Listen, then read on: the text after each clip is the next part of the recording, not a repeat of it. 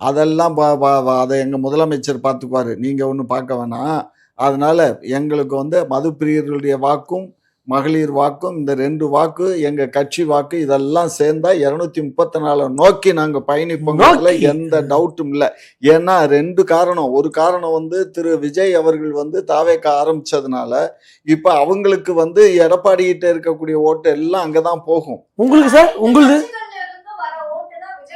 விஜய்க்கு எங்களுக்கு சுல்லாங்க எல்லாம் எங்ககிட்ட இல்ல. எங்கள்கிட்ட இருக்கவங்க எல்லாம் 25, 30 வயசு தான். அதெல்லாம் விசில பார்த்து நாங்க என்ன மஸ்துக்கு பயப்படுறோம்? நாங்க ஒரு மஸ்துக்கும் பயப்படல. நீ பயப்படாம இரு, சரியா?